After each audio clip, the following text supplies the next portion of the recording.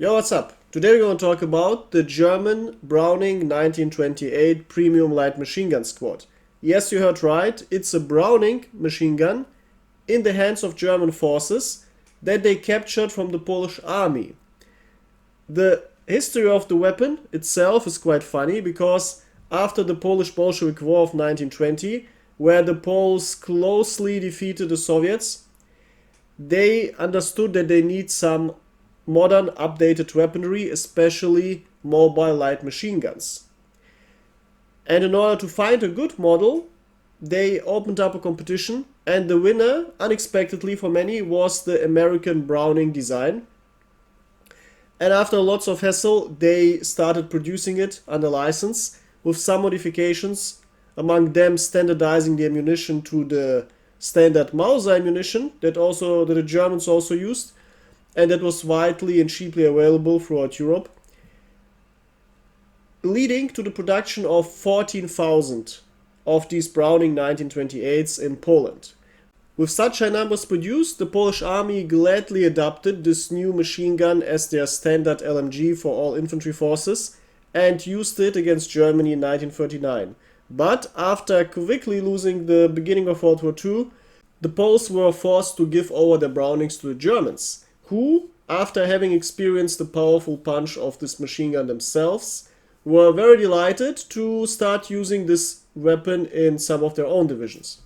Which brings us to today's squad, the 557th Regiment of the 331st Infantry Division. As with all enlisted premium squads, the first questions are: is it strong, is it fun, and is it worth getting? And the clear answer is yes. Because from the power level standpoint, this squad is one of the strongest you can play as a German on BR3. Simple reason is you get access to the likely strongest machine gun on BR3 overall, the American Browning, here as a even better Polish version, because this version has less recoil where it matters the most on the horizontal axis. As you can see, significantly less horizontal recoil than the best American modification, giving the Germans a clear advantage over not only the Americans themselves, but also over the Soviets, who are forced to run around with their slow, clumsy DPMs. So, regarding power, it's absolutely there. Regarding fun, also absolutely there, because unlike the next best German machine gun, the MG34, which in itself is quite strong, but mostly due to its high fire rate and the big magazine size, but coming with a very clumsy slowness and also with a obnoxious horizontal recoil, making it very hard to spray, basically forcing you to either be mounted or to just use bursts. The Polish Browning gives you a very small speed penalty, making you almost as fast with this weapon as with any other weapon, and you can aim extremely quickly.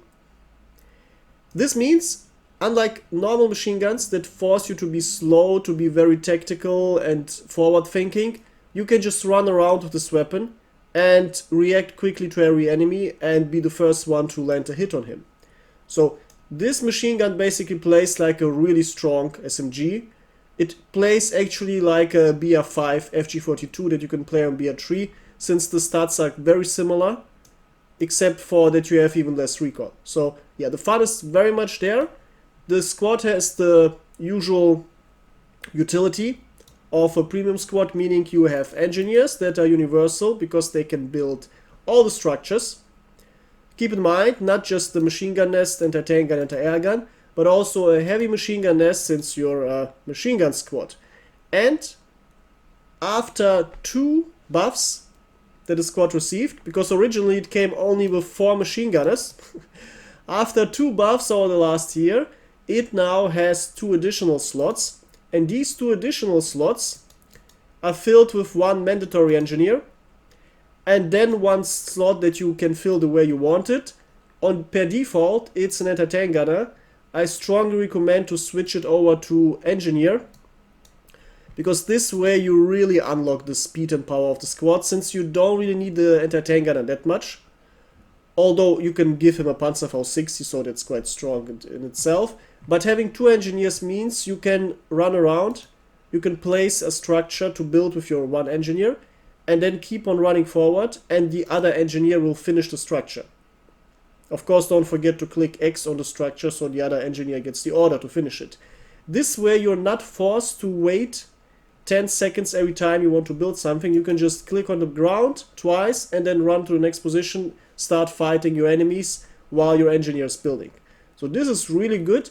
And if you're under time stress, for example, you're seeing an approaching plane that you need to quickly destroy with an anti-air gun, well, just use both engineers at once to build it much faster than just by having one, and you're gonna have it. Also very good against enemy tanks if you need to build a quick anti-tank gun and so on. So yeah, 2 engineers, really useful, and the utility the squad brings is great.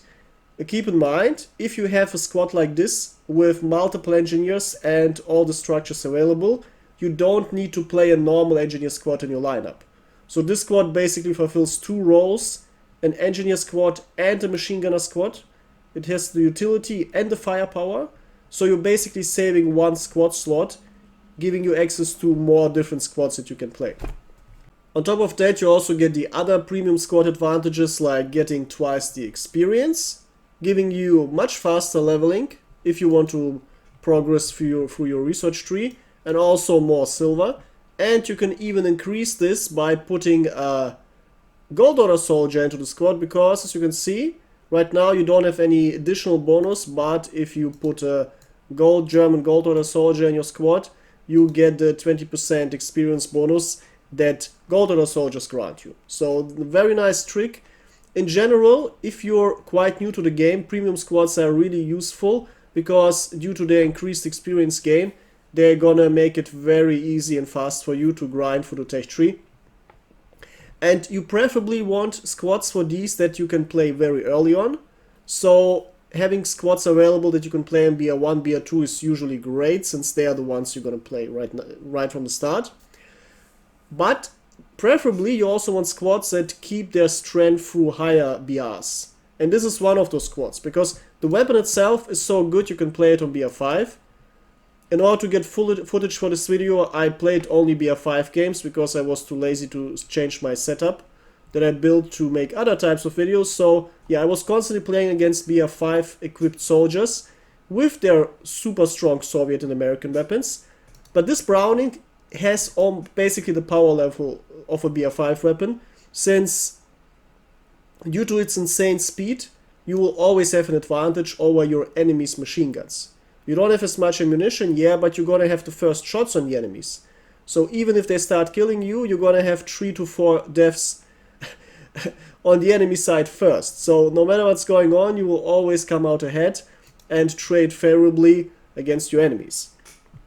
When building your squad, you have few decisions. The first one is obviously which 6th specialist do you want, engineer or anti-tank gunner. The other decision is how do you want to equip your soldiers. Do you want to have a backpack or additional weapon?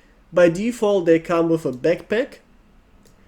And if you play the backpack, keep in mind it only affects the machine gunners, not the 2 special soldiers that you put in addition. If you use the backpack, obviously you just want to give your soldiers a big ammo pouch, because the Browning not only is fast in terms of handling, but it's also very fast in terms of reloading. So this is one of the few machine guns that actually synergize well with large ammo pouches, since you actually can afford, especially if you have some cover, to reload during a fight. But if you want to have additional advantages and additional power, you can just use a secondary weapon slot and give it the German MG34, because now you have your Browning to be mobile and quickly attack your enemies and be able to quickly react to them. And if you see, alright, I don't have to walk around the map, I can just hold a position and expect the enemies, then you can just switch to MG34, which is much slower but overall stronger since it's faster and has more ammunition. And then you can just hold an angle, you can bipod the MG44 and profit from its strength. So you see, these weapons are exact opposites of each other. Very fast handling, very fast reaction time, but low ammunition. And then very slow weapon, but very high ammunition. It's just a perfect combination. Depending on your playstyle, do whatever you want, what suits you the most. But keep in mind this option is always there, because many, especially new players, don't know you can do this. Now the last question is, how do you equip them? Very simple. For engineers, you always want the standard engineer equipment of flask and axe to be fast and a bunch of grenades, so they get some firepower. If you're playing the squad on BR3, the strongest rifle you can give to your engineers is the Gewehr 41. Keep in mind, Gewehr 41 likes to miss his shots a lot. It's not a good weapon, sadly. Yeah, so it makes very much sense to instead use just the pre-war K98K or another bolt action from the lower BRs, because then you will actually hit all of your shots and one-shot the enemies always. Or you can also put on VG 1.5 weapon on it, which is just a semi-auto rifle with 30 bullets. It has less damage than the Gewehr 41, but it has many more bullets. And yes, you're gonna miss more bullets, but you want to use these semi-auto rifles, especially the weak German ones, on short range anyway. So yeah, it's depending on what you prefer more. Regarding the equipment for your machine gunners, yeah, you absolutely want the flask and axe combo, so you can just quickly get around the map. Regarding the mines and grenades, since you have already overwhelming force against infantry, you want something to blow up tanks, so explosion pack is really useful. Also good to blow up enemy defensive structures like sandbags and barbed wire and so on, in case you want to quickly get into an objective. And the random mine, which is quite useful, especially for machine gunners who are holding a position upstairs in a building, and you don't want to be surprised from behind by enemies running upstairs. You can just drop the mine on the stairs and make sure that you don't get surprised. And B, you always get notified through the kill feed that someone's coming after you. And of course a pistol. And there's one cool trick you can do with the squad. As you can see, they all have the same uniform, which is, by the way, one of the coolest camos you can get in the game. The two soldiers you put additionally into the squad won't have this uniform, but as you can see, okay, let's take this soldier. He's gonna get the default stuff. Alright, he's gonna get the other stuff. Now you can see, this is, let's say, how you would start the squad out. What you can do is you click on one of the core members.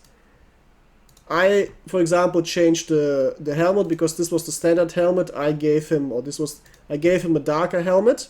And after that, you just click on full apply.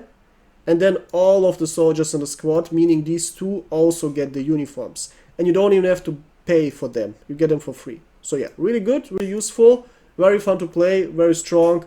And also the utility from all these engineer structures makes it great to have in your lineup. When it comes to perks, the Browning squad shows its only weakness, and it's the low amount of perk points you get, meaning you basically get a machine gunner 1. Due to the vitality penalty, meaning you can't get the nice red vitality perk.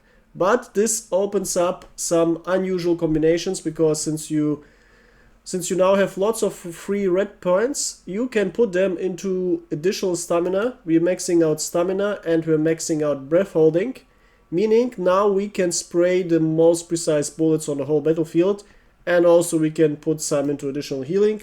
For the green perks, just give yourself faster aiming speed and faster walking, meaning you can aim as fast as it's even somehow possible with a machine gun, making it even faster than most other weapon types that usually are quicker at aiming than machine guns.